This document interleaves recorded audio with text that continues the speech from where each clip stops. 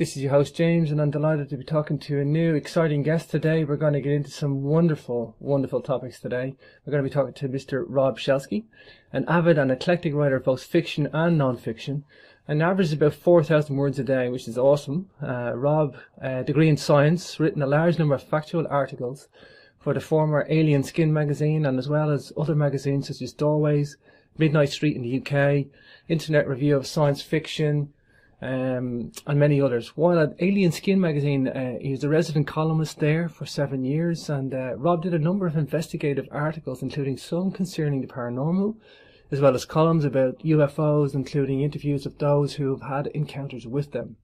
He's often, over a long period, explored the alien and UFO question, and has made investigative trips to such UFO hotspots areas as Pine Bush, New York, Gulf Breeze, Florida, and other such regions, including Brown Mountain, North Carolina, known for the infamous Brown Mountain Lights, and as well as investigating numerous places for known paranormal activity. Of course, we're going to talk today about some of Rob's writing. We're going to talk for definite about For the Moon is Hollow and Aliens Rule the Sky. What a fascinating book this is. And there's a couple of new interesting books out as well, Ancient Alien Empire and Megalithia. So without further ado, let's get on to today's guests. Hi Rob, welcome to the show. Hi, thank you for having me. It's great to have you here, Rob. What a diverse background you have, and I guess you have a deep interest in this paranormal, UFO phenomena, mysteries. Where did this all begin for you, Rob? It actually began when I was very young. About the age of 7, I started becoming interested in it. I have no idea why. I had a strange dream one night that there were something at the back door of our house in Australia, and I went out to look, and there was something standing there outside. There was a glass window in the back door, and from that point on, I've had this urge to know all things about UFOs, basically. Wow. So it's been an evolving process, of course. As I grew older, I began to read more and learn more, and slowly got more and more into the whole subject. Wow. Rob, I want to focus on your book, For the Moon is Hollow. I guess for the start of the show, this is incredibly fascinating to me, this stuff, because like yourself, and from what I know of your research, you'll admit this, I'm the same. The more I look into this subject, the more I read about authors like you, and the more research that's done, it becomes more fascinating. This moon, this object in our sky, is one of the most fascinating objects on the planet. It's our off planet, I should say. It's everything about this thing is crazy, Rob. Everything about the moon is crazy. And at first, I didn't believe in the hollow moon theory at all. I was dead set against it because, of course, we have tides on the Earth pulled by the moon. And I said, well, if the moon was hollow, it couldn't have the necessary mass to pull those tides. But on a radio show, they asked me about it, and that was my response. I was like, no, it's not hollow. But that got me interested, and so I began to delve into it more and more and more. And as I did, it began to become more reasonable to me. I was surprised at some of the facts I did find out. And I don't know, it's just there seems to be a lot of evidence for it at this point. Mm-hmm. First thing, I mean, before I get into density and diameter and its size and all sorts of other stuff, it's actually, there's recorded historical evidence that it actually hasn't been there all this time. No, and that's a strange thing, too. When you say historical evidence, one would think you're referring to recorded historical evidence, and there is really a lot of evidence for that. It has been referred to in history in different cultures as having had a time when there was no moon in the sky. For instance, the Mayans referred to a time when Venus ruled the heaven and there was no moon.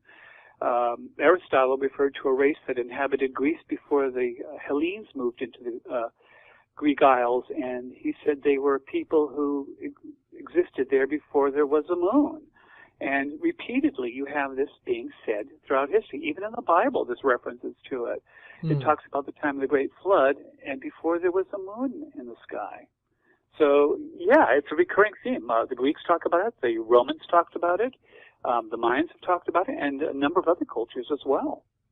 Wow, it almost lends credence to Immanuel Velikovsky's theories that, you know, the solar system is young and it's been changing, and the dynamics that we think today has been stable for millions of years may not be millions of years. It may actually be recent. Well, Velikovsky, who when I originally read his book, I just completely dismissed as well. I really must stop doing that sort of thing because it always comes back to haunt me. But I had just majored in geology at San Diego State, and I was reading Velikovsky's theory and how the Earth had been impacted with catastrophes as a result of these heavenly maneuvers, shall we say, of different planets like Venus. And I flat out rejected it, saying, no, we know that all geological history on Earth is a result of gradualism, things gradually changing over millions and billions of years. Mm-hmm. Since then, geology has shown that that's not always the case, that catastrophes have occurred throughout our history. We've had a snowball Earth. We may have had gamma ray bursts that almost wiped out life on Earth at one point. We have had asteroid impacts. So gradualism, yes, that may function and it does work. But it's periodically we've had catastrophes as well. Sure. You know what I like about guys like yourself, Rob? It's a better read when you find guys like you that don't go in to this willy nilly. You know that you go in kicking and screaming to these subjects, and you're going to go, I'll either disprove this or I'll keep this my head straight, and I'm out to put this thing to bed or whatever. And you find out that you get drawn into it. These are the people we need, Rob. People like yourself that provide this wealth of information. Well, actually, I just try to show what I think is possible or even probable at some points, and I hope I get it across, and it sounds like maybe I have, according to you. Well, indeed, and let's get into Hollow Earth. I did a show on Hollow Earth yesterday, and now I'm doing one on Hollow Moon. Let's get into Hollow Moon theory because let's talk about the density of the moon. It's such a low density, and the ringing of a bell as well. I mean, this is incredibly bizarre stuff, but we have tangible evidence to go on here, Rob. Yes, we do. First of all, there were 5 main theories of the origin of the moon. These are mainstream scientific theories. And basically, one said it's the accretion theory. The moon just formed along with the Earth. And another one says that the moon was the result of a wandering body that the Earth captured, and another one says the moon was spun off from the Earth. I believe Charles Darwin first proposed that theory, and he said the Pacific Basin is where it came from, and that created the big hole of the Pacific Ocean. And then another one says that we were impacted by a foreign body that they've named Theia that was about the size of Mars or slightly smaller, and this resulted in the formation of the moon. However, all these theories have problems. In fact, even the latest one, the impact theory, which is the darling of science right now, has a major problem, and that resulted in several scientists coming up with one called the georeactor fission theory, which says basically it was a natural amount of radioactive elements in the Earth's crust close enough together to cause critical mass, and this blew the moon out into space. And according to the theory, it had to have happened right at the equator for it to work. And that one has problems too. So no matter which theory we look at, they have major problems. The moon is odd. By anyone's standards, the moon is very, very strange indeed. In fact, Isaac Asimov, the noted scientist and science fiction writer, said, we cannot help but come to the conclusion that the moon by rights ought not to be there. The fact that it is one of the strokes of luck almost too good to accept. Well, this is a scientist saying this, not me. And this is what I've been going by, is what scientists have been saying. So they finally came up with the spaceship moon theory in the 70s, 2 Russian scientists of the Soviet Academy. And basically they say the moon is, in some measure, an artificial construct. And they base this on a number of ideas. Mm-hmm. In a way, as wild as that may seem, it's the one that fits the most. I'm sorry.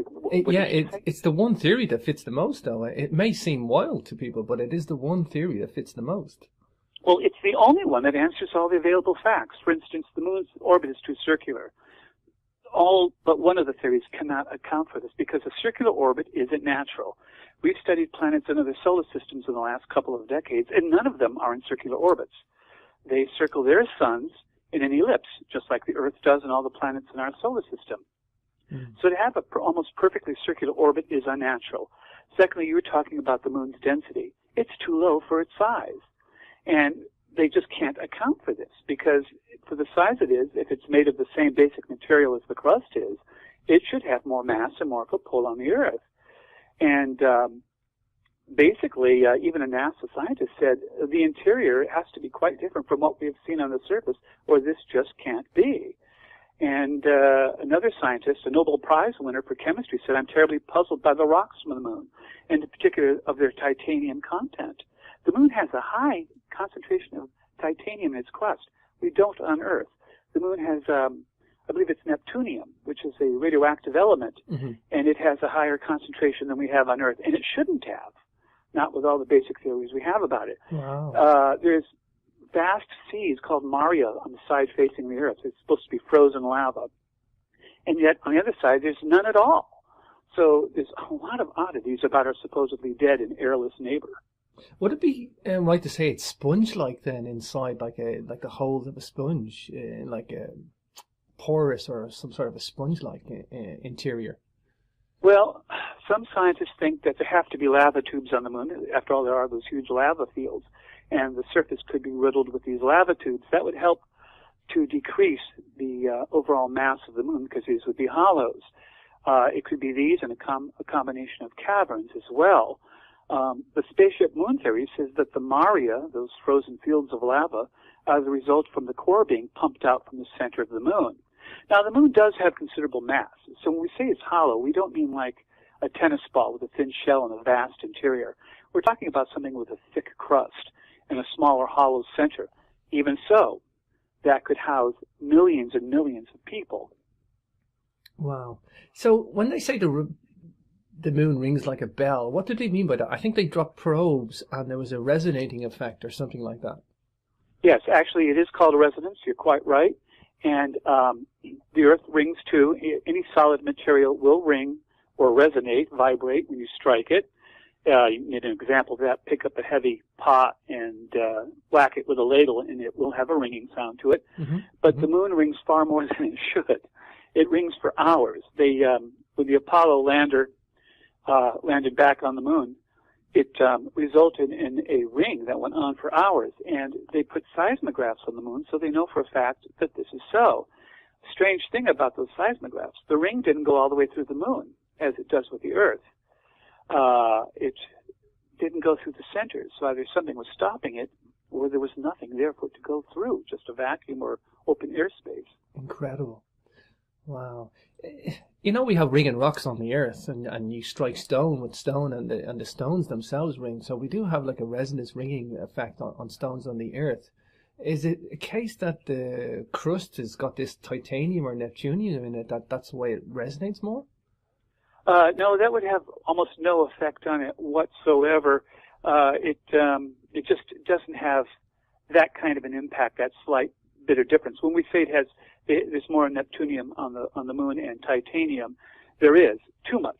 We can't account for it, but it wouldn't impact the resonance of the interior of the moon. That's unlikely. But where this titanium and neptunium came from, we don't know. Neptunium has a rather short half-life. For instance, uranium, U-238, it has a half-life of 4.5 billion years. That means in 4.5 billion years, half of all the available uranium has deteriorated. So neptunium has a much shorter half-life, so there should be much less of it. And there is on Earth. It works fine for Earth, but it doesn't for the moon. So where did it come from? It had to have come from somewhere more recently. Wow. Perhaps, obviously it's dotted with craters and impacts. Perhaps asteroids, would they be a source for the strange composition? Theoretically, they could be, but this is so evenly distributed that it'd be very hard to see exactly how that's done. Remember, the moon is not what you'd call an evenly distributed world. The far side has nothing but craters on it, and the near side has these vast dark areas, the Maria. So, and also there's another problem as well. With the smaller craters, the depth of the crater is in proportion to the size of the crater, the diameter of it. This is great because this is what one would expect when an asteroid or a meteor strikes the surface of the moon, a meteorite. But unfortunately, with our larger craters up there, the centers are far more shallow. Now, according to the spaceship theory, the two Russian scientists came up with, and they weren't fringe people. These are mainstream scientists. Sure. They said that was because there was an inner shell of some kind of metal about 5 miles down, and that inner shell would be about 25 miles thick, so that when a meteorite or an asteroid struck the moon, it was small, it wouldn't penetrate that far, so you'd have a natural crater with a natural depth to it. But the bigger craters with the bigger asteroids would sink and hit that inner shell and bounce off, and that would create the flatter crater. They wouldn't be in proportion like the small ones were. Incredible. It's almost like we're talking about the Dark Star here from Star Wars, Rob. You're not the first to have mentioned that. I know. It is very strange. Is the moon a natural object? It may well be, but if it is, it has been altered. Mm-hmm. Its crust is very similar to that of Earth's. Oh, and by the way, the impact theory, which is so popular right now with the idea of another planet striking us and a ring forming and the moon forming from that, that is getting more difficult to swallow because, number one, the radioactive isotopes on the moon are in proportion to those in the Earth's mantle. However, there is no other radioactive isotope on the moon at all that we know of, and every body in the solar system has its own isotopic signature, if you want to call it that. Mm-hmm. That's That's how we know a meteorite is from Mars or from the moon or from elsewhere. We can check that signature. Unfortunately, with the moon, there's only the signature of our isotopes on Earth and nothing from the planet Theia. Now, you smash two planets together and break them apart pretty much and have temperatures of 18,000 degrees centigrade, you should have isotopes from both planets landing on the moon and forming the moon. This doesn't seem to have been the case. Wow, incredible. The thicker crust, can you explain the crust? Because the crust isn't uniform either. There's a thicker crust on one side, is that correct? Yes, the far side of the moon has a thicker crust than the nearer side. And again, with the impact theory, that perennial darling of astronomers, mm-hmm. they say it's because, we were wrong about how the moon was formed from the impact. There must have been a main one and then a smaller one, and that smaller one crashed into the far side of the moon, and that's why the crust is thicker there. This makes that theory increasingly unwieldy. And again, it doesn't explain the amount of titanium on the moon. It doesn't explain the amount of neptunium on the moon. It doesn't explain why the moon resonates like it does. It doesn't explain the circular orbit. There's so much it doesn't explain that it raises more questions than gives answers to. Perhaps we shouldn't have called Neptune Neptune. We should have called the moon Neptune. Well, they've made so many artificial radioactive elements these days that keep going up the chart with them, and some of them only last a split second before they disappear, that we've come up with all sorts of names: californium, francium, you name it, americanium. Mm-hmm. We've got them all. For sure. What is going on with this 28-day thing? Because can you explain the dark side for the audience? Why we have a dark side? Why we have a near side? Well, to quote Pink Floyd, there is no dark side of the moon. It's all dark. It is as far as being mysterious goes. We don't have a dark side of the moon. We have a far side of the moon and a near side. The Earth and the moon are actually a double planet system. That means the center of gravity between the two of them is not at the center of the Earth, but further out in the Earth's crust. Kind of like a dumbbell effect. Yeah. And as a result, the moon has one face locked, always facing the Earth. But as the moon rotates the Earth, the backside comes into sunlight. We don't see it, but that's why we have a new moon, a dark moon. But then gradually, as it keeps on swinging around, we begin to see the phases of the moon, first a quarter, then a half, and then a full moon. So that explains why the moon has daylight on both sides, but it takes a month, or 1 month, for it to do this, about 28 days. So it's 14 days of dark and 14 days of night. Wow, incredible. The fact is that everybody looks at this thing, Rob. I mean, no matter what part of the planet you're on, we're all looking up at this thing. And it's only been questioned in recent times through people like yourself. Why? Well, perhaps it's been questioned in ancient times too. We just, maybe in terms of a Western modern world, I should say. Why the recent resurgence in this moon? Is it because the technology that we have now has brought up to evaluate this object in our sky? I think that's one of the reasons. When NASA first started its moon missions, it commissioned its own report on the moon on translunar phenomena. These are short-lived phenomena seen on the moon because they needed to know more about it since they're planning to land a man there in a few years. This was in the early 60s. And that report came back, and it was basically covered 5 centuries. Now, translunar phenomena have been seen on the moon for far longer than that by many people. But the telescope was invented about 5 centuries ago, first invented.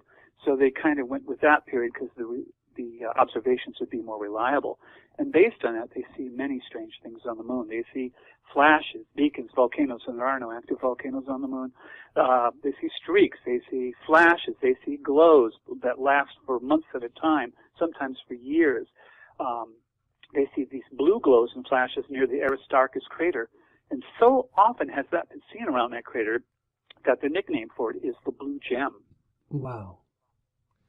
What would be causing the flash of light? We're talking a civilization up there. We're talking about entities. Well, it's not the weather, because the moon has almost no atmosphere at all. It's so tenuous as to be virtually non-existent. I mean, seriously, it's such a small percentage that it's almost a pure vacuum. And it's not a magnetic field because the moon doesn't have one. And therefore, there isn't a lot it could be. It can't be volcanoes because there are no active volcanoes on the moon. So it has to be something else. Besides, volcanoes wouldn't leave tracks and streaks on the surface. It wouldn't cause blinking lights to move slowly across the surface. It almost has to be something extraterrestrial or something animated in nature. Everything we're talking about here, and anytime I talk about this recent times, it just seems artificial. I agree with you. Artificial is the probably best one word you can to describe the moon. Artificial. It's the one that encompasses all without getting too, bogged down in the philosophy of what it might be or why it's there or whatever. But everything just screams artificial, Rob. And it's not the only hollow moon in the solar system, apparently. Mars has one as well, Phobos. Wow. It is so light that it would float in water, and yet we have observational data to show the surface is rock. There is an odd monolith on it as well. Yeah, Phobos I've looked into too. This strange monolith on Phobos it's like a standing stone, or it's like some sort of a strange feature. And apparently Phobos is leaking a gas as well, or some sort of a mist. Is that correct? Yes, it does seem to be. And by the way, mists have been spotted on the moon, too. They've had fogs and clouds where there can be no clouds or fogs, not naturally, because there's no air to speak of at all. And and yet they've seen something of the same on Phobos. So they think it's either venting gases from within, which it should have long since ceased to have done, because it's very small. It's only about, I think it's something like 17 miles in length. It's roughly cylindrical in shape, but and if it is riddled with holes, any interior gases should have long since gone. They thought that Phobos and Deimos were captured asteroids, but the orbits aren't right for that. They don't think they are captured asteroids. And also, Phobos has a very strange orbit. It seems to speed up or down at times. Wow, really? Wow. Let's go wild here, Rob. What I think? I think the moon, if I was to look at all the details and I say, okay, well, my opinion from what I see and what I analyze and all the data, it's like it's an artificially constructed sphere that has a protective layer of regolith on top, either to, number one, disguise, or two, protect, or both. And it's like, if you think about if you were going to go travel the galaxy, Bob, and you had the ability to power a craft that big, what better thing than to make your own moon? Well, that's my theory in my book. I base it on the fact that they found so many Earth-like planets already that they postulate there must be billions in our galaxy alone. Out of these billions, they say there must be millions that have life, and out of those, there must be at least hundreds of thousands that might have intelligent life, and some have been around a long time. And as intelligent species develop, one of the things they would want to do is utilize asteroids and maybe moons or moonlets, because there's a great deal of wealth in asteroids. The average asteroid with any mineral content at all is said to be equal to $9 trillion in value, if we put Earth orbit in mind, and that's equal to the sum product of all the economies on Earth for any given year. So it would be natural to start to hollow these things out just for their mineral value. What are you left with? This big, hollow object that could be utilized as a spaceship to travel the cosmic sea. Wow, incredible. Yeah. Not only hollow it out, get the goodies out of it, but then turn it into a vehicle and you're finished, eh? Well, even Carl Sagan said it would be probably far more budget financially conscious to use an asteroid as a space station rather than to build one in space, because to build one in space from scratch, you have to ferry all this stuff up from Earth's extreme gravity, well, it costs a fortune. Whereas if you just guided a smaller asteroid into orbit around the Earth, and I don't want to say terraform it because you never live on the surface probably, but inside of it, you could house anywhere from 50,000 to 1 million people. So you could have a good-sized city inside of an asteroid. What's more, you have that thick outer shell that would protect you from radiation, the sun's solar flares, all sorts of things. And if you had fusion power, you could send this out into deep space. Moreover, we're likely to do that because there's a vast amount of resources at the edge of our solar system. We have the Oort cloud with all the comets, and we have the Kuiper belt with all the plutons in it. These are Pluto-sized planets, and smaller, and they carry a lot of volatiles, oxygen, hydrogen, that sort of thing. So if you're about to step off the shore into galactic space, you would probably want to take some of that with you, and you could shepherd it along with you when you went. And in the depths of space, if you're disguised as an asteroid, a moonlet, or a moon, you're pretty safe because some of those intelligent races aren't going to be nice. On Earth, we have high competition in life. Everything competes for the available space, tries to occupy every ecological niche. Therefore, we can't assume it stops at the edge of our atmosphere. It must be the same probably everywhere in the universe, and our galaxy included. Therefore, there's competition. And where there's competition, there are predators. Oh, for We're sure. one of them. You know, and there's a good point. I spoke to Dr. Brooks Agnew yesterday about Hollow Earth, and he had described to me, which I never realized the statistic, but that something like 15% of our time is in the elements outside. Most of the time, the human race is either indoors, either underground, indoors, or protected. And for all intents and purposes, we're not exposed to the elements, whether you're in your car, your office, your home, whatever. We're just indoors all the time, whether that's due to work-related commitments or protecting ourselves from vicious climates, whatever, too hot, too cold. And when you think about it like that, to have an underground civilization or a hollowed-out moon or a hollowed-out asteroid or a hollowed-out Earth doesn't really, seem that extravagant considering that's what we do on Earth anyway. We just don't realize it. We think we're just, we're free to go above ground. But if civilizations are to develop, I'm guessing, this is the best way. I mean, you wouldn't be building something that you're going to expose yourself. No, and even if we colonize Mars, we wouldn't do that, not unless we terraformed it, and that would take centuries to millennia. And also, there's a real advantage to being on an inside of an asteroid or a moon. Excuse me. They protect so much better than the surface of the Earth, and they're not dangerous like the Earth. We have hurricanes, we have tsunamis, we have cyclones, we have snowball Earths, we have major earthquakes, we have volcanoes. You wouldn't get any of this inside of an asteroid or inside of the moon. You'd be perfectly safe. You'd also have the perfect camouflage. They think now there may be more rogue planets that have just drifted off into interstellar space, than there are actual planets revolving around all the suns in the galaxy. Wow. So you could be lost among these. And from the outside, you would look to be a dead world, for the most part. Every now and then you'd have to vent something like gas or mist and excess or waste products. No closed system is perfect.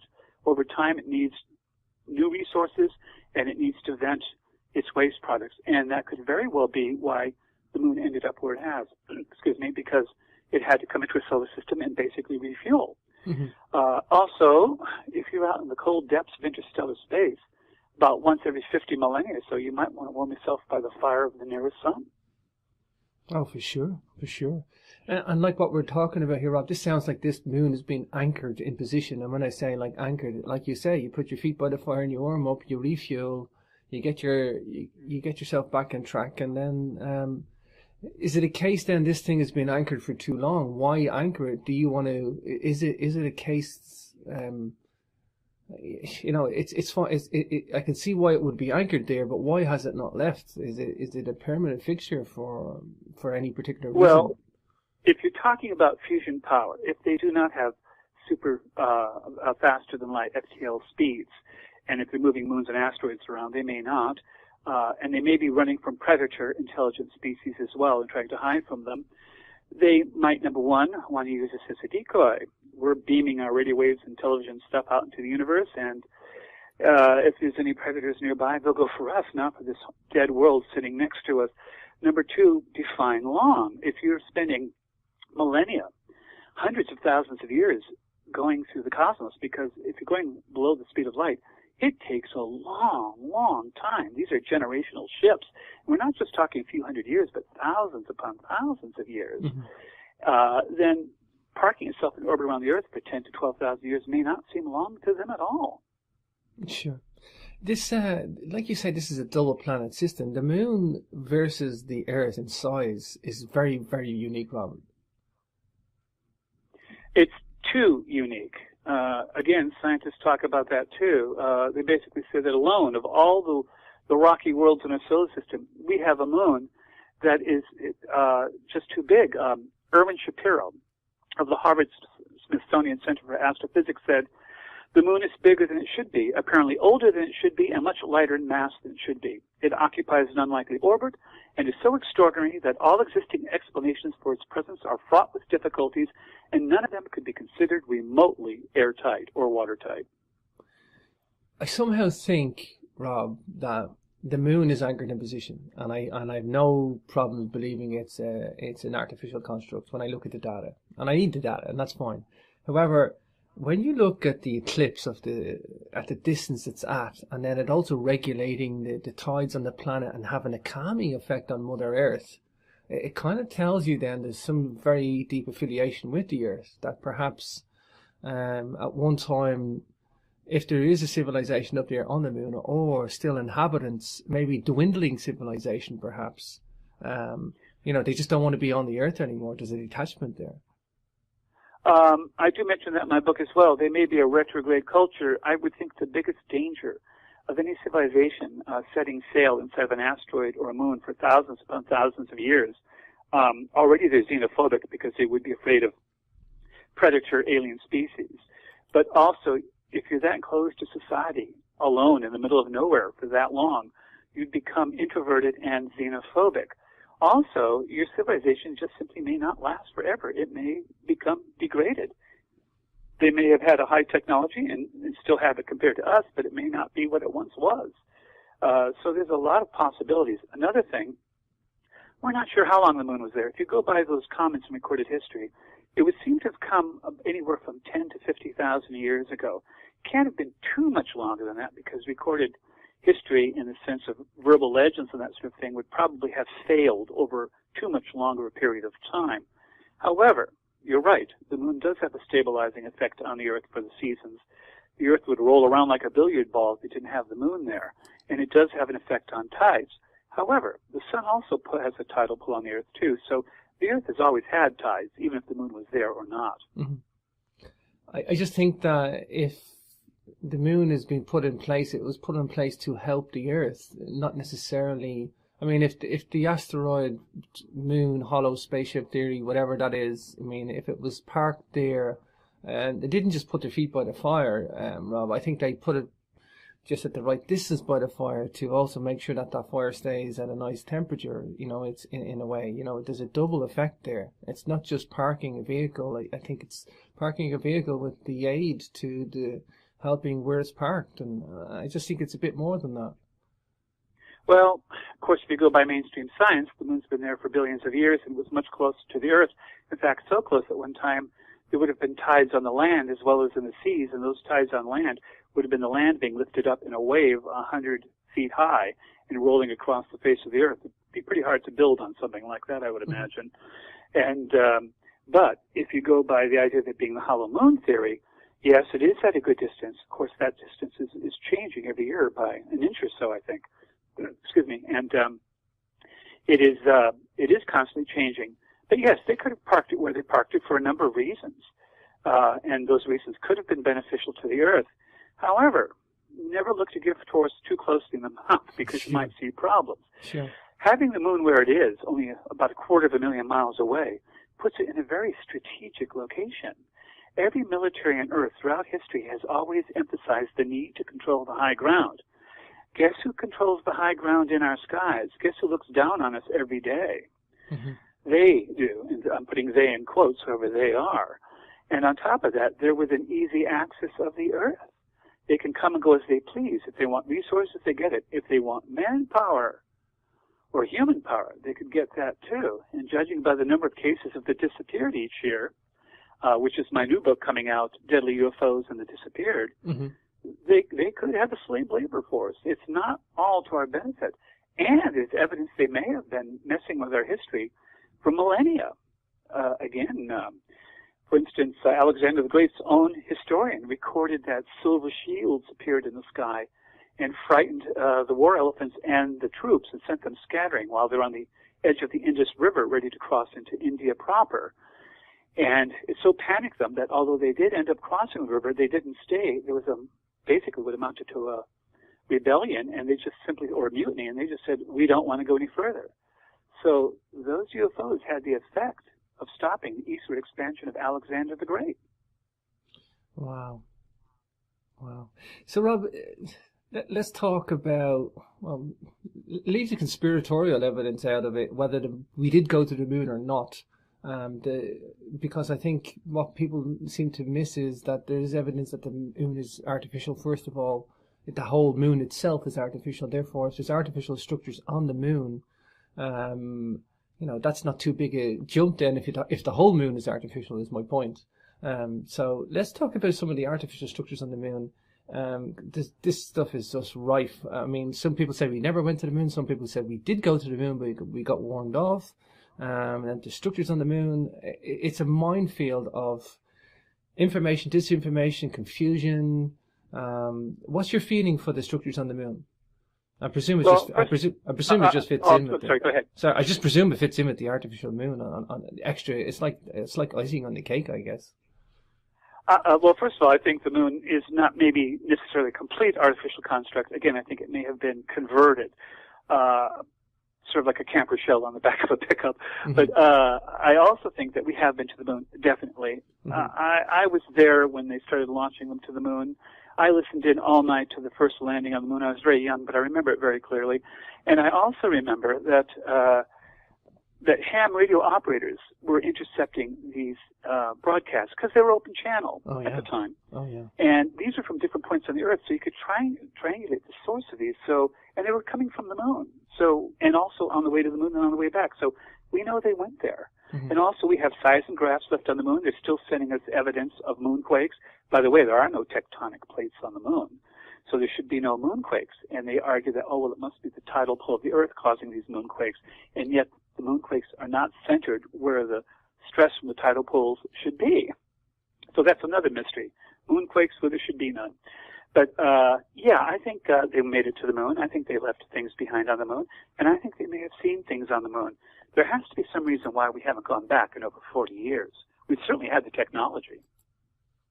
This is the thing for me. It's a very pertinent question, Rob. Why haven't we gone back? I mean, I think we went to the moon, and I think they were told to leave or they were warned off. I mean, if there was a civilization there and it is an artificial construct, perhaps they can't leave our system anymore. Maybe the fuel system ran out. Maybe it's permanently anchored there and they can't escape.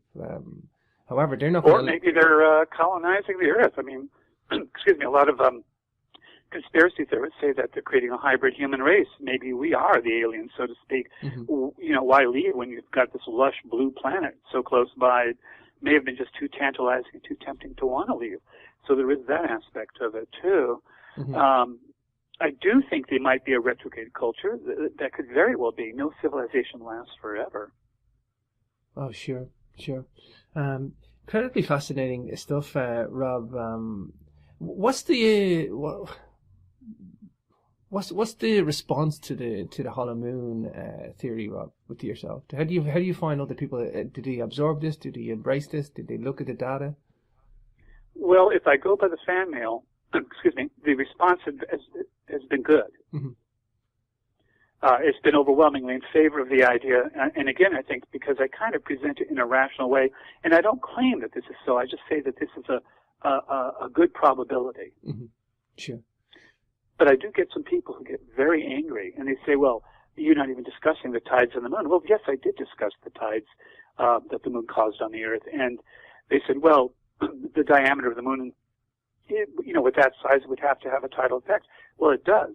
But every scientist will tell you the moon's too big for its mass. Wow. The stuff the mainstream scientists do. It doesn't add up, does it? It doesn't. It doesn't. No, it doesn't. There's something strange going on there. But I have a fear that it may not be to our best advantage to have the moon there, as far as whoever may be on it. Oh yeah, and when you look at the overall picture of if there is somebody up there and it is an artificial construct, that's not a good thing, because. Well, if you think about it, I mean, they have seen photos of what looked like a bridge on the moon. Two different astronomers in two different locations spotted this what looked like an ancient stone bridge on the moon, and then it vanished from everything after that. There was some kind of fort in one area, or what looked like a fort. I saw the photo. It was very rectangular, and then it subsequently disappeared, and this was after they allowed that one satellite to, quote-unquote, bomb the moon, and it was right in that area that it did it. Was that to destroy that evidence? I don't know, but it could be. There was the case of that one scientist being interviewed, and on his desk were photographs, and they were just scattered there quite casually. And one of them showed that picture, and the only reason we have it is because the interviewers had taken a picture of him, and in that picture were the pictures on the desk. This was a NASA scientist in his office. You know what I'm just thinking there, Rob? Imagine you've got this holiday destination called the moon, and we've got these scientists throwing probes at the moon. What's the people on the moon going to think these are? They're getting bombed, like, with these probes. They're under attack as far as they're concerned. I don't think we should be putting probes on the moon like that, Rob. Well, they've had so long to monitor our communications. I'm pretty sure they know what we're doing and when we're doing it. I think they have allowed some of it, as long as it doesn't impact them. Mm-hmm. And they noticeably. And we were talking about myths and things, and there have been signs that maybe something has been vented, including Aristarchus crater. So they may be inside. Now, they may have had bases on the far side of the moon, mining operations on the surface. Helium-3 is plentiful on the moon, whereas it's not on the Earth. And therefore, if they have a fusion power-run civilization, that would be ideal for them to have that available to them.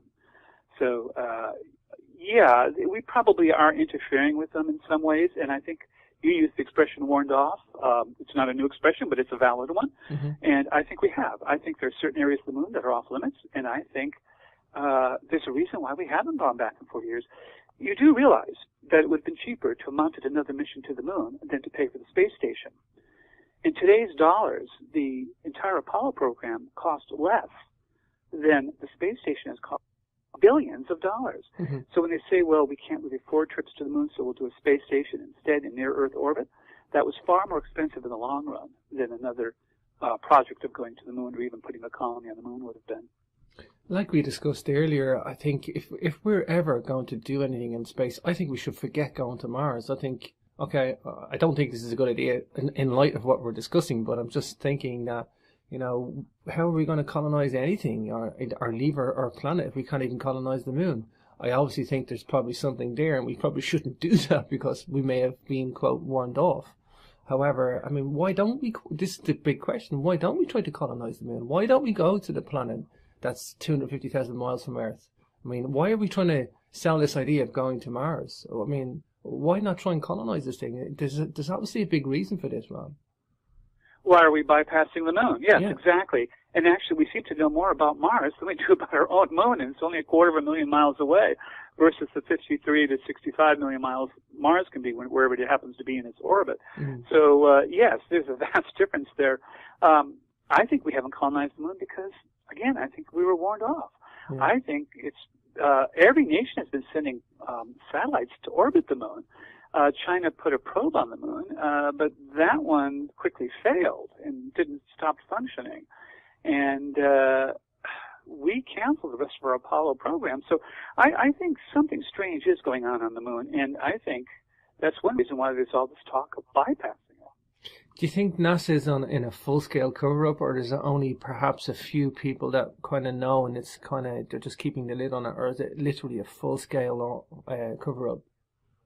I think it's several tiers of cover-up. I think on the most basic level, the average janitor or electrician probably has no idea there's a cover-up, but I think on a higher level, there most certainly is, and I think that includes the technicians who've been airbrushing photos. I think it includes those who have cut off conversations with astronauts whenever they mention something about aliens. There was that case of that female commander, and I wish I could remember her name, but I can't offhand. she's on the video, she's clearly talking, and she says, I see that alien spaceship again, and then bingo, the sound stops. She's still talking. Her mouth is still moving. She's still floating around that cabin, but you don't hear her. They've switched her to a private channel.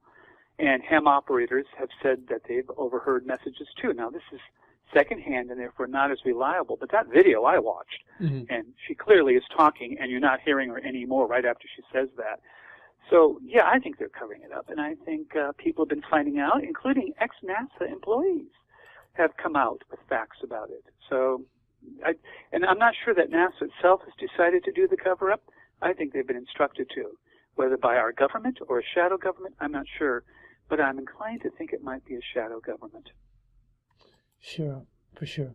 Rob, I'm going to switch gears and maybe talk about another book, but before we do, can you just tell us where people will get a copy of For the Moon is Hollow and The Aliens Rule the Sky? And please give us your website as well, Rob. Sure. I just use a blog spot. It's robshelsky.blogspot.com.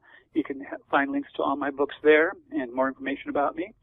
Or you can just go to Amazon and you can order it either in print or in Kindle. Or you can go to, I believe it's Smashwords, and they have it available there in all the other ebook formats. Or you can order it through Barnes & Noble, Books A Million, whoever you'd like to. For sure. Rob, you write 4,000 words a day. That's obviously the work of a passionate guy. Yeah, it is. My brother had a missing time experience, and that was kind of the catalyst for me. That's when I really started getting heavily into all of this. I trust my brother. Whereas, you might not trust someone else, although actually I've interviewed a lot of people and found them eminently trustworthy. And people have no reason to lie whatsoever. One was an old couple in Gulf Breeze, Florida. They were in their 80s. He was a chemical engineer. She was a school teacher. They had seen the first UFO in 1949, I believe it was. And here they are sitting down on the harbor in Gulf Breeze when I'm there. And I said, well, why are you here? Because they were showing me the photos they'd taken of these things. And I said, you've seen them. Why are you still here all these decades later? And they said, because we want to know. And that's exactly what I want to do. I want to know. I want to know what's going on, to what extent it's going on, and what the ramifications are for the human race. Oh, for sure. Rob, you've wrote into extensively on aliens, UFO deaths, disappeared. I think that's probably the most pertinent. Let's talk about the disappeared and UFO deaths. This is incredibly interesting for me. Yes, that's my new book, and it was already supposed to be out. It's languishing a little bit. I didn't get the galley till a week or so ago, and I've been working on that, and it's done, been sent back, and so it should come out hopefully by the end of this week. But, yeah, the disappeared are frightening, and up until recently, nobody was talking about this. It was one of those oddball, mysterious things that short little books were done by people like Chet Dembeck or, others who do these, I call them chapbooks or booklets rather than full-length books. But no one tied it in with the UFO phenomena. I think it was David Paulides, I can't pronounce his name well, who did a much more thorough thing on it with his 411 books. And so what I did was I tried to tie it all in. And the evidence for the disappeared is enormous. In the United States alone, 900,000 to 1 million people disappear a year. Most of these are because they want to run away, they want to hide, they want to start a new life, or they've been abducted by kidnappers. Some are killed. The vast majority are teenage runaways. But there's that percentage every year, 3 to 5%, who are never found again. And those aren't accounted for by deaths and or murders. That's incredible numbers, Rob. Well, there's 35,000 a year disappearing in Australia the same way. Again, most are found, but there's that same percentage that are not. And if you multiply that times the world, then every year the number is over 1 million at least that are disappearing. Not to draw too many parallels between Australia and America, but I mean, Australia does not strike me as a country that would have a very high number of disappearing people. Yes and no. I mean, you would have people disappearing in the outback, yes. Those are usually accounted for, and their bones are usually discovered, or bodies are usually discovered later. Again, the vast majority of disappearances are accounted for sooner or later, but there's that nagging 3 to 5% that are never found, and that's a large number. Out of 1 million people, 3% is 30,000 if I'm doing my math right. Yeah, 3% of 11. 3% of a large number is still a large number, as they say. Yes, it is, and that's just one country. So it's a phenomenal amount of people that are disappearing, and no one seems to be making a big deal out of it. And this has been going on for centuries. Owen Parfitt, an Englishman, he claimed that he could run a long distance. I'm sorry, he's not the one I was thinking of, but he was sitting on his front porch, and he was crippled. He couldn't move. Literally, and this was in 1763 or 1768, depending on which account you go with. And he disappeared off the front porch, and there was nobody around it, but there were some laborers inside of him. No one can explain what happened to him. They never found him again. A man too old and too crippled to move under his own. They had to carry him in and out of there. There was another case in England where a man was boasting he could run a long distance. So they had a bet. He started running down a road. And his friends followed close behind him in a horse and cart to make sure he wouldn't cheat, kept him in sight. He seemed to trip and fall forward and just vanished, never seen again. 3 men on an island on the Flannan Isles, off the coast of Great Britain, were manning a lighthouse there. They just vanished without a trace. No sign of violence, no sign of anything. They just are gone. This goes on and on throughout history. Famous people disappear as well as others. You have all sorts that disappeared. New York socialites, Dorothy Arnold, disappeared in 1910 while walking through Central Park. Ambrose Bierce, who was writing science fiction or fiction stories about a farmhand who disappeared, he himself disappeared in later years. Never found, body never found. Wow. What about the Bermuda Triangle? Has this still got disappearances involved in it? Has it died down in recent years? Yes, I do touch on the Bermuda Triangle. The Bermuda Triangle seems to be an ongoing phenomenon, and it seems to have clusters of disappearances and then other points in times where it's not quite so bad. Recently, I haven't heard of as many disappearances there. That doesn't mean they aren't happening. It just means that I wasn't paying attention probably because my interests lie more elsewhere. I think enough has been said about the Bermuda Triangle. I can't add more to it, except that, again, these are disappearances as well, and some big ones. But also there is I think it's called the Devil's Triangle or the Dragon's Triangle over near Southeast Asia, where there are even more disappearances than in the Bermuda Triangle. And, of course, there are the so-called deadly vortices, these places on Earth that are like forbidden zones. I traveled through one of them in Mexico, the Zone of Silence. And, oh, really? Wow. And it is a very strange place. And yes, you lose phone, you lose radio, you lose everything there. It comes and goes at best, but most of the time it's gone while you're in the Zona de Silencio. And there's another one just like it over in Sahara. And so, I mean, there's, I think 12 total around the Earth, and they're spaced evenly just above the equator and just below it at the same latitude. And no one can account for why this is. I think they featured the Zona del Silencio on Ancient Aliens, and they were talking about even a missile got dragged into it in a vortex type fashion. Yes. The only trouble is we never seem to be able to witness this. Even this person that fell forward in England, he just vanished. They assumed he'd fallen into a shallow depression in the road, like some half-foot or foot-deep pit, because they have potholes.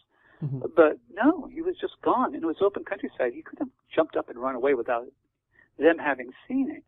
And it isn't just individuals, but entire groups disappeared, as you were talking about the Bermuda Triangle, but other groups as well. And even villages have vanished, entire villages. Oh, incredible. That really begs the question, and how whole villages disappearing. Do we link this with the UFO phenomenon? Is there a reason that perhaps they maybe abduct and do not return? That's an interesting question. They do date back. The Virginia Dare and the colony on Roanoke Island disappeared around 1587 to 1590, while the one man was absent and then came back and found them all gone. John White, I believe it was. And no one knows what happened to him. There have been theories. There have even been hoaxes about it later on in time. And it all has proved pointless. Some people said, there are people with gray eyes among the Native Americans in that region. They must be the descendants. Well, absolutely no evidence for this at all, even those eyes. That was just said at the time and became like a rural myth as opposed to an urban myth. There is a problem here. We have the abducted, that are supposedly in the millions. And I am a member of MUFON, and I am a field investigator. Mm-hmm. So I'm very aware of this aspect of things, having studied it a lot. These people honestly claim they have been abducted. My brother has missing time. He does not claim abduction because he doesn't have any memory of that. But he and a friend do have from midnight till 9:30 in the morning missing time, and they did see a strange light in the sky and went to investigate it, and that's the last they remember. Wow. So I think the abductions are real. But why are some people being returned and not others? And yes, UFOs have been sighted around some of these disappearances of villages. The one in Canada, for instance, they said there was strange blue lights in the sky, and one was a cylinder shape. Now that story's gotten a bit garbled because with each retelling, it just gets a little worse and a little worse each time. Mm-hmm. Mm-hmm. But basically, it was the Anjikuni village in Canada in around 1930, where all the villagers vanished. But again, they're not the only one. More recently, in 2010, I think it was, a village apparently disappeared in China. All the villagers disappeared. Really? And it was supposed to have been near a nuclear power plant. They thought maybe it was evacuated for some reason by the military, and the military was seen in the nearest town, but the military was carrying missiles and tanks and rockets towards the village and that area. And why would you have that equipment if there had been a radiation leak? You'd be getting everyone out of the area, and you certainly wouldn't worry about bringing in tanks and missiles. Wow, perhaps they seen something and they went in to tackle it and they were too late, perhaps. Well, lights had been seen in the sky all the prior night, strange lights in 2 nearby towns. So again, we have that connection with UFOs. The UFO phenomena is far from being benign Mm-hmm. or benevolent. Mm-hmm. If you believe that there are space brothers, then I have to ask you this. Name me one case where anyone can cite that a UFO has helped people, helped someone out of a burning building like by beaming them out of it like they do when they're abducting people, supposedly, or shining a light down so children like Hansel and Gretel lost in the forest can find their way out of the woods. Anything at all that was benevolent or benign. And yet I can cite hundreds of cases where people have been injured, property has been damaged, people have been killed, sometimes in groups, and abductions. And what they do to these abducted people, from what we hear, is not good. It's a violation of their human rights in every respect. So I don't find that there are space brothers. At least the evidence seems to be to the contrary. I think there's a growing consensus that it's a genetic harvest. Any interaction with us is a genetic harvest by the extraterrestrials. Well, it's interesting about this abductions versus the disappeared. The abducted people are returned. My brother had a small plastic object he dug out of his elbow, which triggered his memory of the event.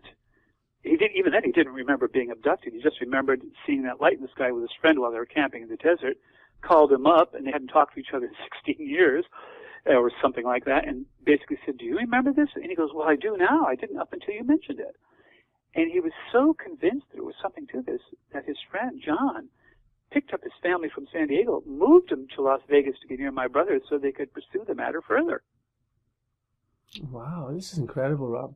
Of course, it's different for you, Rob, as you say. It's a very personal story to you, and you know, when you know somebody that's had a strange event, you're not detached from the story, and it's very, very different for you then. So, I guess that's... Well, mind you, my brother's no paragon of virtue. I mean, he's just an ordinary human being. Yeah. But he has no reason to lie about this. Yeah.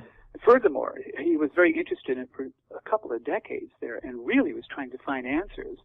And now he's completely moved away from it. He wants nothing to do with it. Really? Wow. Rob, the answers he found frightened him, basically. Yeah.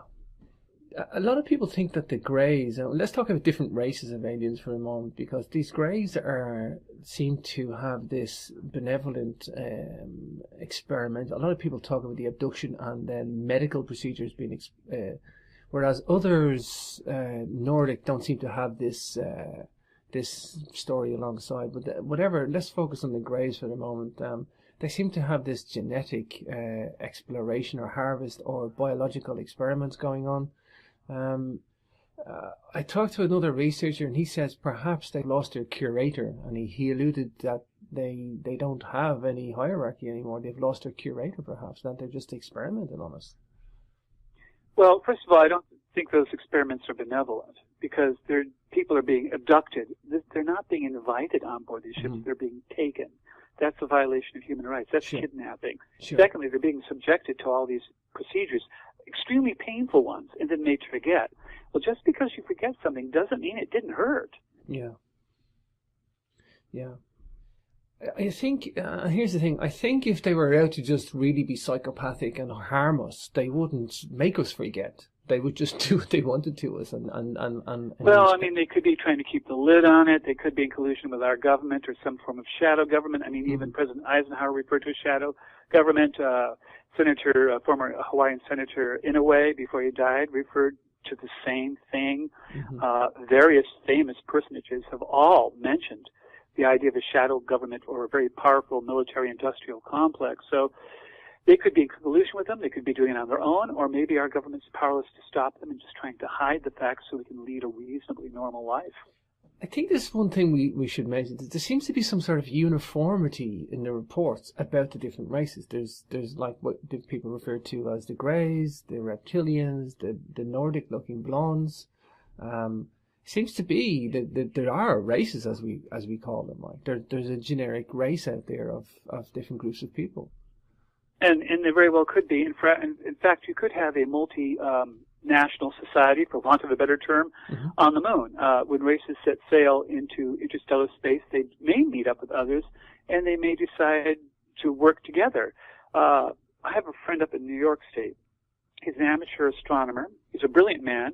He had a security clearance while he was working, and for fairly top-secret projects, and he claimed several abductions in his life. He couldn't talk to me about them personally. I had to have him send me a videotape where he videotaped himself. And the poor man was chain smoking and sipping from a drink the entire time, and it took him about, I'm not exaggerating here, 15 false starts before he finally was able to speak.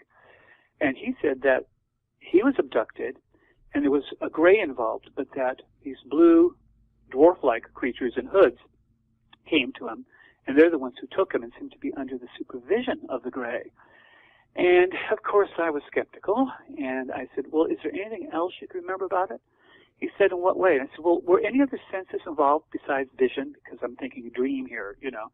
He said, yes, it was a terrible smell. I said, there was a smell? He said, yes, the blue ones smelled like rotting wet cardboard.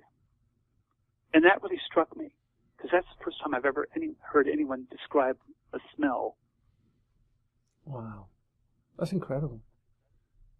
Yeah, I thought so. And again, he's one of those people I believe. I mean, if he's good enough to get a security clearance to work on, well, I can't even tell you what he was working on because that's not even permissible, but sure. He had a high security clearance, and he was a brilliant man, and he was a consummate scientist. So I have very little reason not to believe him.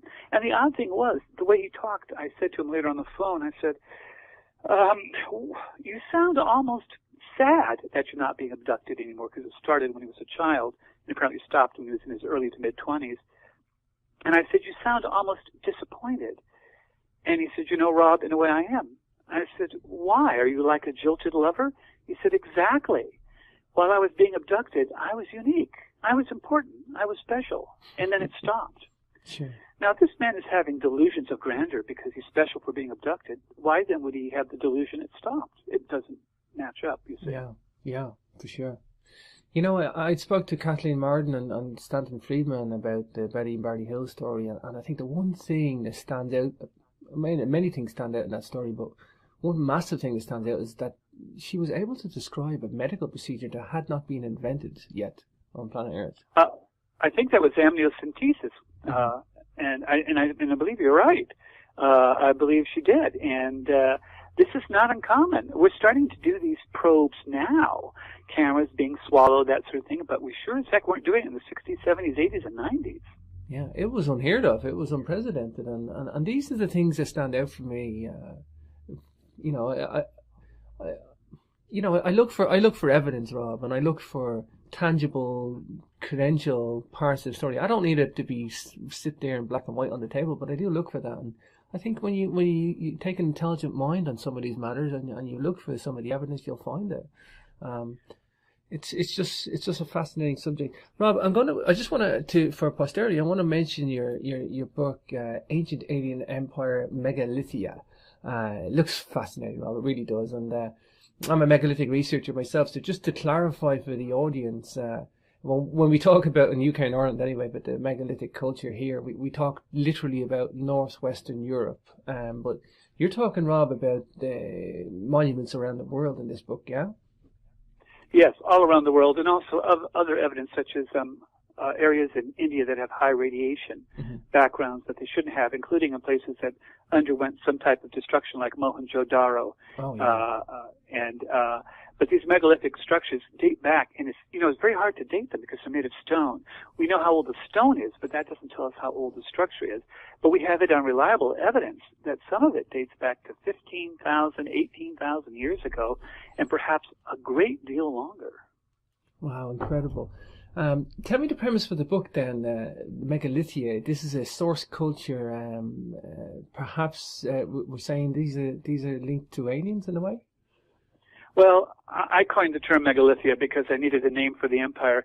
I think at the time the world population was quite low, as scientists say. I think it was worldwide, and I think maybe from the moon. They came here in person, and the extraterrestrials, and they set up themselves as the governing body of the earth, and I don't think they were particularly kind people either. For instance, the Sumerians, their legends of the Anunnaki, or for them it was a religion, not legends, were created humans as a slave race to do their mining for them for gold. There's evidence of mines in South Africa, for instance, that date back 50,000 to maybe even 250,000 years ago. So this may have been a worldwide power that exercised control over a highly isolated hunter-gatherer type of people and used them to their own advantage when they wanted to, and perhaps maybe even partially created them. I'm not against the hybridized theory at all. Sure. Do you think perhaps their consciousness, well, okay, setting aside the hybridization theory, do you think perhaps their consciousness or awareness just wasn't there, Robert? It wasn't at a high level, and as a result they abused them, they slaved them out for work, and in a way they were religious. These guys were gods. I mean, these guys had knowledge. It may be something that we see today as just technology, but it was powerful knowledge to the ancients. Well, I think it was, and I think we absorbed some of it. I think it's no accident that human civilization started, and this is a direct quote, as if overnight, close quote, by many archaeologists. It just suddenly happened, and we have no idea why. And it didn't just suddenly happen in one spot. It seemed to have happened simultaneously around the planet. That was one of my arguments for this megalithia empire, because something above the rest of us that had the ability to be worldwide must have delivered this knowledge. If it was localized, it only would have been one area, and then would have spread out like bacteria growing in a petri dish slowly around the planet, this knowledge that we've acquired. But no, it seems to have suddenly occurred in multiple places simultaneously. And that means it should have had one source origin, and that source origin might have been extraterrestrial. Wow, it's a very important point, Rob. Very important point. I mean, yeah, look at the Olmecs, the source culture of all Mesoamerica, 3000 BC, India, 3000 BC, Egypt, 3000 BC, megalithic Ireland, Britain, 3000 BC, China, again, 3000 BC. And I say 3000 BC because it seems to be an explosion going off then, in that strange time frame on our planet. But perhaps there was a reason for a second wave of invasion or creation of monuments. Maybe it's much older. I think a lot of these monuments actually date back further than you realize. There's the one in the Göbekli Tepe site that they think dates back almost 15 to 18,000 years ago, and it's a monolith. Series of monoliths. There are monoliths on the Indonesian islands that seem to date back that far. And again, we're not sure how far back all the monoliths date, and they may not date to the same time, but it would seem likely that a culture, worldwide megalithic culture, might have existed, collapsed. India talks about an interstellar war, literally in the Vedic texts. Oh, yeah. Those go back almost 3,000 years before Christ, and they talk about times much farther back in their history, and they say there were no less than 400 distinct alien species and that a war raged in space, not only on Earth, and that there was even a crash landing on the moon. Now, here's a culture so far back in time it's inconceivable to us now, and they're talking about space? Mm-hmm. I mean, how do they even have that concept? The rest of us just think that, oh, pretty lights in the sky, you know, the cavemen in Western Europe at the time. You know, and this is the thing, when you look at ancient cultures, like especially Mahabharata, Vedic scriptures, the Upanishads, incredibly wild stuff for us to read today, because we just can't accept the history of our own planet. But when you look at it, if you were to say, I don't believe that, well, I'm sorry, I just don't think these guys invented science fiction. I just can't see it. Science fiction is an incredible concept in ancient times. You just can't do it. I don't see how you can project yourself into the modern world 5,000 years later and create all this stuff. No, and also there is the fact that they talk about what certainly sounds like a nuclear blast. Mm. You know, the elephants below being set on fire, running around, maddened, the armies being decimated, and the survivors being tainted with an invisible poison that they tried to wash off in the rivers by immersing themselves in water, and about plants and animals dying in the area from some invisible poison. If this isn't, and hair and fingernails falling out, if these aren't symptoms of radiation sickness, I don't know what is. Mm-hmm. And this is in a text that dates back long before the time of Christ. We have a problem here in the West. When we started conquering the rest of the world, we went with a superior attitude. Our religion was the true religion, and everyone else were just myths and legends and to be discounted. So when the British Empire stretched around the world and spread its tentacles everywhere, basically, mm-hmm. they went with the idea of civilizing people. As Rudyard Kipling put it, it was the white man's burden to civilize. Well, that was a obviously racist and also superior attitude. We discounted anything anyone else had done or built as being inferior to ourselves, and I think that lingers to this day. For sure. Do you think then that us noisy humans either we've been created as a slave race, or maybe some sort of a loose agreement to work with either ancient aliens or something like that? Do you think we just rebelled, and we rebelled because we woke up? We rebelled because we became aware of knowledge, and we wanted what they had, and we wanted to do it ourselves, perhaps. That's a complicated subject, but the Vedic texts talk of a rebellion. They also talk of this occurring at the time of the Great War. We have evidence for radiation on the ruins of old castles in Scotland and in Germany. Mm-hmm. We have the evidence of a stone vitrified there, and not in any of the surrounding area that the stone came from to build those castles, and vitrified only occurs at extremely high temperatures, thermonuclear temperatures. And we have had the same thing happen at White Sands, New Mexico, with the test blasts we had there. Secondly, I think we were slaves. The history of the Sumerians with the Anunnaki say that the privileged humans were the priests who served in the temple. Now, what you have to remember is we have priests serving in temples today, but they literally were serving, according to those texts. They literally were bathing and serving food and keeping the palaces of the Anunnaki overlords in good shape. Mm-hmm. So originally, religion might have come from the idea that we had to serve the gods, and to this day we still have priests who serve in churches and temples. Mm-hmm. Does religion come from that? I don't know, but it's an interesting idea. For sure. You know, it's funny enough, the vitrification of the places in Scotland, I watched a documentary on that a long time ago now, Rob, but they had burnt half a forest down. Originally, they naively thought that the vitrification was done deliberately to solidify the rock and make it stronger. However, they tried different methods to burn the rock and with heat, with forests, and I mean, they chopped half a forest down, Rob, and they couldn't even they barely got the rock to melt. Vitrification literally means turning rock to glass. Yeah. And again, you can't do that by burning wood or burning charcoal. We even can't really do it very well with forges up until the late 1800s in any quantity. To think that someone would come up with the idea to vitrify the rock of a fort, just making a fort back then would have been one incredible task, and one that took years to accomplish. Mm-hmm. And then to cut down woods to burn to try to vitrify the surface of this rock would have been an exercise in absolutely utter futility. More likely, those woods were burned at the same time the fort was struck. Sure. Okay, you talk about the Great Flood as well. Perhaps, I don't know, I'm a bit dubious sometimes. I sometimes think it was a natural event that perhaps they let happen and didn't warn anybody and only warned a few, or maybe they created it, Rob. What's your take on that? Well, in my Hollow Moon book, I do mention the Great Flood because one of the references handed down is that there was no moon until the time of the Great Flood. Now, if someone was parking the moon in an orbit around the Earth, whereas you had the sun's tides,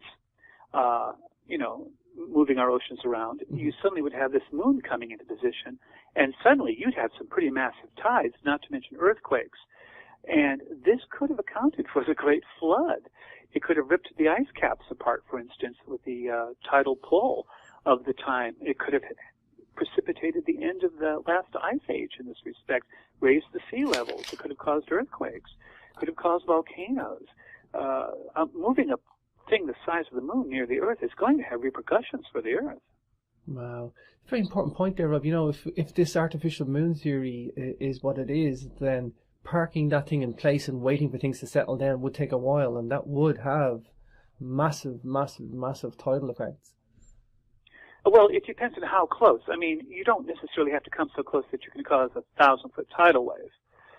Although you might very well cause a number of tsunamis, which is the better term for it, I guess.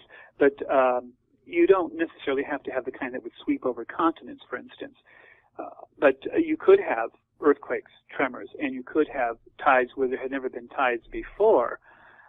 We have evidence that the Mediterranean basin has been dry a couple times throughout the history of the Earth, and or at least while it existed on the Earth. And so there is evidence that the Atlantic Ocean broke through there at the Straits of Gibraltar and filled it, not once but twice, I believe. So things do change with time. The other odd thing is about the time this supposedly occurred, this Great Flood, is about the time civilization started. So here you have recorded history and verbal legends saying the moon wasn't always in the sky and then suddenly appeared in very primitive times just before the start of recorded history. You have the Great Flood occurring, and you suddenly have civilization taking off worldwide at about the same time. Highly coincidental. Mm. Let's talk about megalithia, as you coined the term, which I love, by the way, Rob. And all these megalithic monuments around the world, one thing they're all known for is either one, extremely large stones, intricately carved or matching stones together. Perhaps talk Sacsayhuaman in Peru, or moving the stones of the Great Pyramid, and this, I'm talking about the internal chambers with all the 50-ton slabs, not a sheet of paper between them. This, for me, Rob, is high technology as an engineer. This is incredible feats of engineering. Do you consider this to be the direct evidence of ancient aliens? I do, and partly because the biggest engineering projects of all were the great platforms, like the one in Baalbek, Lebanon. Mm-hmm. And this thing was so huge. Now, they said, oh, well, the Romans must have built it to put their temples on. No, it was there a long time before the Romans and was mentioned in it. The Greeks did have temples there, but you were talking something that is incredibly massive in the way of a platform. It's high. You know, it's meters high. It is thick. These stones were gigantic stones. I mean, I'm not talking a few tons, even a few tens of tons, but sometimes well over 100 or more tons. One, I think, was even 200 tons. These things are huge, and they were laid in a platform far bigger than any Temple Mount would have required. By the way, the Temple Mount in Jerusalem is another one of those platforms. Mm-hmm. These are massive and huge. You would never, ever have needed a platform to build temples on of such thickness and size and durability. This was built for some other purpose. And according to the story of Gilgamesh, the Babylonian story, they were, it even refers to fiery rockets ascending and descending at the site of Baalbek. Yeah. Oh, the Epic of Gilgamesh, incredibly fascinating story, for sure. Perhaps then, when you look at all these megalithic monuments around the world, all these incredible works of stone that they created, it was rampant. At one point in time, it was rampant, Rob, all around the world.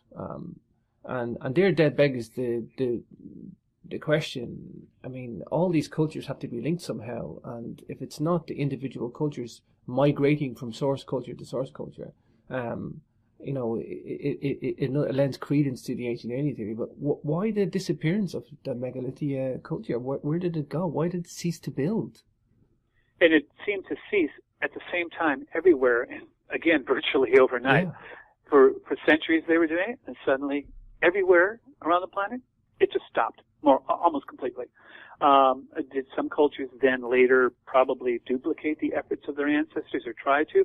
Yes, there is some evidence for that too. But the main megalithic culture, and no, I didn't coin the term megalithic. I did megalithia, meaning the empire. But I think it stopped because they withdrew.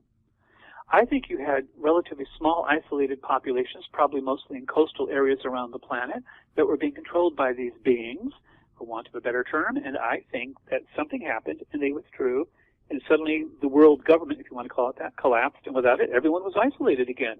The knowledge was gone. Wow. I don't think people were taught, you see. I don't think they were taught how to do this. I think the extraterrestrials helped them to do this. There's evidence for that, too. We simply, today, they were saying it would take something like 35 or more cranes to lift one of the smaller stones of the Baalbek site. Mm-hmm. And you couldn't do it with those cranes because there's too many. You couldn't fit them all around the rock to help lift it. There wasn't enough room. So how they did it, even to this day, remains unknown. And that was one of the smaller stones. So something was going on, and whatever that something was, it was beyond our capabilities at the time, almost certainly. Mm-hmm. Mm-hmm.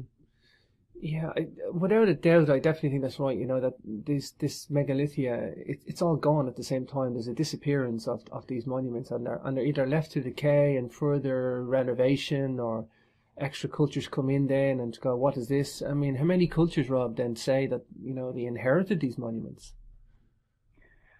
And they do, and of course they say the gods built them, you know, which is kind of telling in itself. Sure. One thing else to remember, some of these megalithic cultures occur underwater. Wow. Excuse me, and so that helps date them. They had to have been before the end of the last ice age or right at the beginning of it, because as the ice melted, it slowly filled the seas, made them higher, and of course drowned these things. So they had to have been built before this happened. Are you talking Yonaguni, perhaps? Not just that one, but there is the Karnak with a C, not a K as in Egypt, but in France. Those stones go down into the water, and also on an island, there's a circle of them, and about a third of them are below water. Sure, yeah, and the island across from Gavrini, I've been there, Rob. Incredibly fascinating place. You're not allowed to actually get to that island anymore, sadly. And they take the boats over to Gavrini, but yeah, that stone circle, half of it's in the ocean. And also there's thousands of these stones. Why were people doing this? You're talking about primitive civilizations and cultures. Actually, we thought most of them, until recently, were just basic hunter-gatherer cultures. You are expending an enormous amount of capital energy to erect these rocks, to carve them, to shape them, whatever. Mm-hmm. To what purpose? What purpose are those thousands of Karnak stones for? They seem to serve no purpose that we know of, but they might have served someone else a purpose. Whoever these extraterrestrials were, they built to last. And they did it at a time when the local population of the planet Earth was quite incapable of achieving such feats. And even if they could, they wouldn't have spent their lives doing it. They would have been trying to survive and grow and prosper. Wow, incredible important point again, Robert. If you think that it was just sheer manpower, muscle moving these rocks around, well, then that would imply that these guys had a way of life that was able to support that effort, i.e., they would have had to been farming. They would have had to been, you know, producing large quantities of food to support that network of construction. You know, exactly. And I think that either someone was helping them out with this, with the stone constructions, and or also helping them out with the food supplies. I think there's a lot more going on here than meets the eye. And I mean, I can understand a smaller temple like the one at Göbekli Tepe, possibly being for religious reasons for the local populace, and they just built it because they had nothing better to do, and they didn't want to live more than a couple of years anyway, because all their time was spent building this instead. But then you still have the problem with the animals carved on those stones. Oh, yeah. They don't belong there. They weren't in that region. Mm. How did the local populace know about these animals? And there's no source of fresh water nearby, so and it's at a location that's it's to the nearest source of fresh water. You would still have to bring the water up and the food to that location. They didn't live there. We know they didn't live there. So no, you had to bring all your materials up there, and it was a heck of a hike. We're talking miles here, and to an altitude that wasn't real conducive, and to a place that just wasn't really nice to live at all. Why would you do that? Why wouldn't you build it closer to home, for one thing? Mm-hmm. And number two, why would you purposely bury it?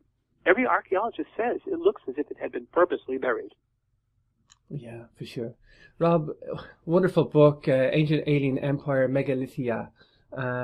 Incredibly interesting. I like the way you tie everything together. And I like the way you apply the ancient alien hypothesis to this in the way you do. So, Rob, give us out your website one more time, and we're going to wrap it up with that. Sure. It is robshelsky.blogspot.com. Pretty simple. Okay, cool. Robert, what's new for you before we go? What are you working on now? You still writing for magazines and daily stuff like that? I'm supposed to be starting my own imprint in this genre for Permuted Press. I have 3 science fiction books with them: The God Factor, The Creator Code, and The Babylon Effect. And they've seen my success with this nonfiction genre, and they want me to start a new imprint with them, so I'm seriously considering that. And I am about to get that other book out, Deadly UFOs and the Disappeared, hopefully by the end of this week. Wow, what a busy guy, Robert. What a busy guy. Listen, Rob, I look forward to talking to you in the not-too-distant future. Such a great guy and a great show, great intellectual discussion. I really thank you for your work, Rob, and I'll talk to you in the not-too-distant future. Great, and thank you so much for having Kosky's theory and how the Earth had been impacted with catastrophes as a result of these heavenly maneuvers, shall we say, of different planets like Venus.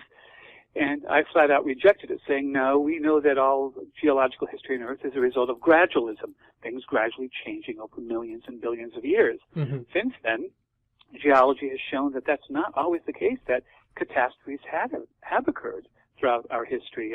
We've had a snowball Earth. We may have had gamma ray bursts that almost wiped out life on Earth at one point. We have had asteroid impacts. So gradualism, yes, that may function and it does work.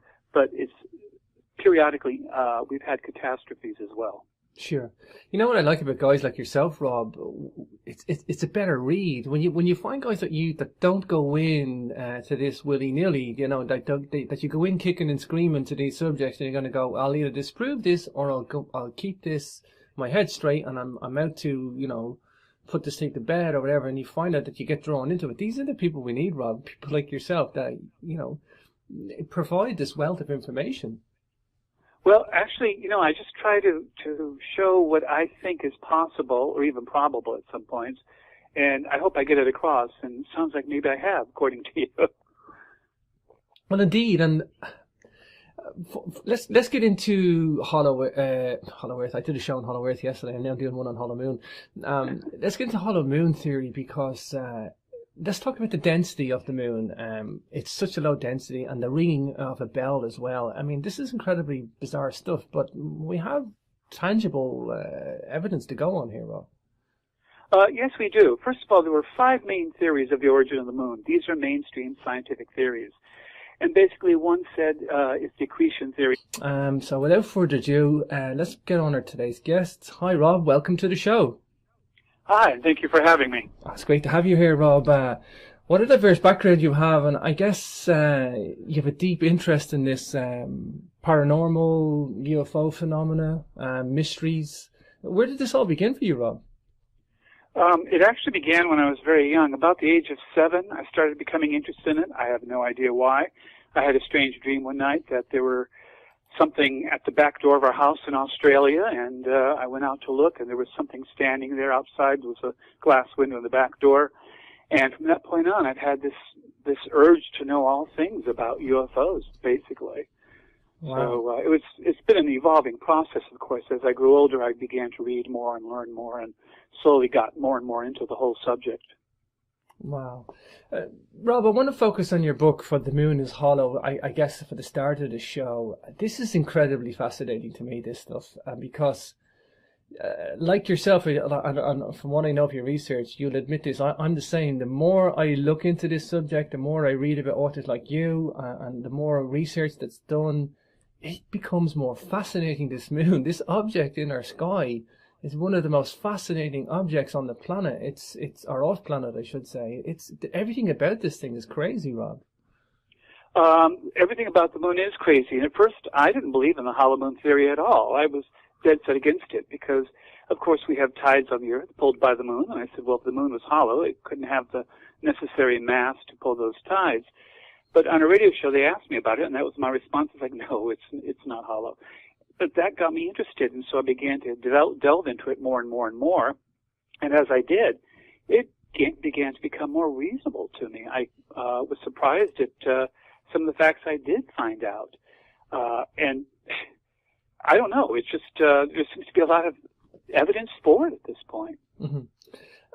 First thing, I mean, before I get into density and diameter and its size and all sorts of other stuff, it's actually, there's recorded historical evidence that it actually hasn't been there all this time. No, and that's a strange thing, too.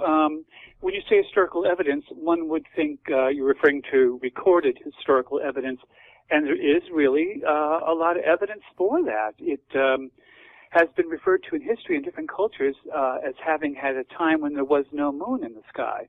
For instance, the Mayans referred to a time when Venus ruled the heaven and there was no moon.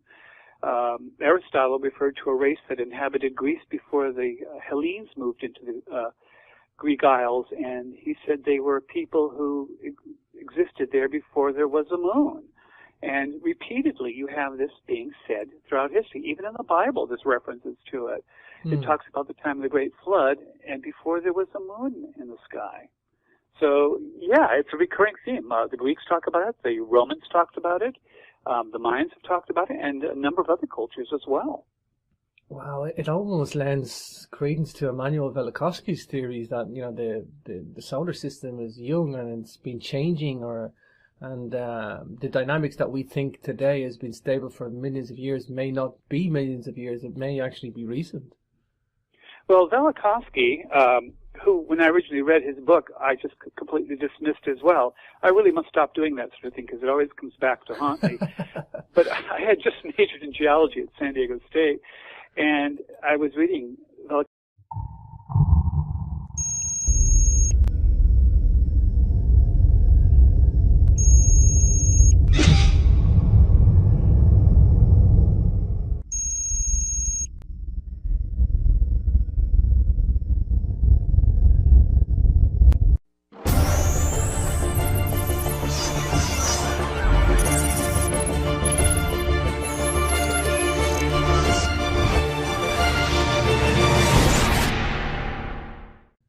This is your host, James, and I'm delighted to be talking to a new, exciting guest today. We're going to get into some wonderful, wonderful topics today. We're going to be talking to Mr. Rob Shelsky, an avid and eclectic writer of both fiction and non-fiction, and averages about 4,000 words a day, which is awesome. Rob, degree in science, written a large number of factual articles for the former Alien Skin magazine, and as well as other magazines such as Doorways, Midnight Street in the UK, Internet Review of Science Fiction, and many others. While at Alien Skin magazine, he was a resident columnist there for 7 years, and Rob did a number of investigative articles, including some concerning the paranormal, as well as columns about UFOs, including interviews of those who have had encounters with them.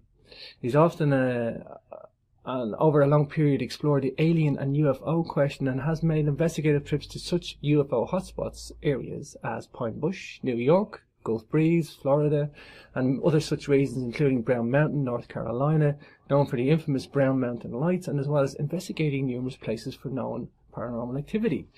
Of course, we're going to talk today about some of Rob's writing. We're going to talk for definite about For the Moon is Hollow and Aliens Rule the Sky. What a fascinating book this is. And there's a couple of new interesting books out as well. Ancient Alien Empire, Megalithia. The moon just formed along with the Earth.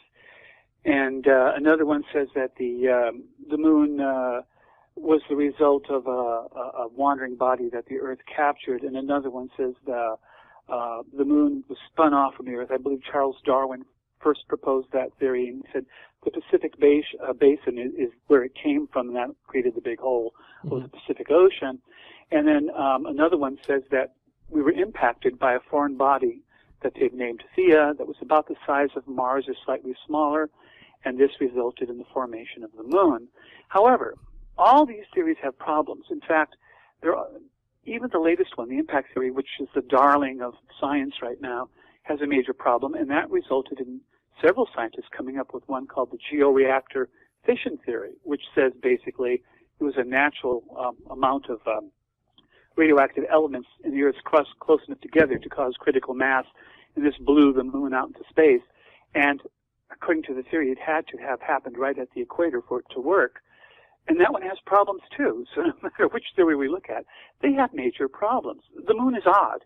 By anyone's standards, the moon is very, very strange indeed.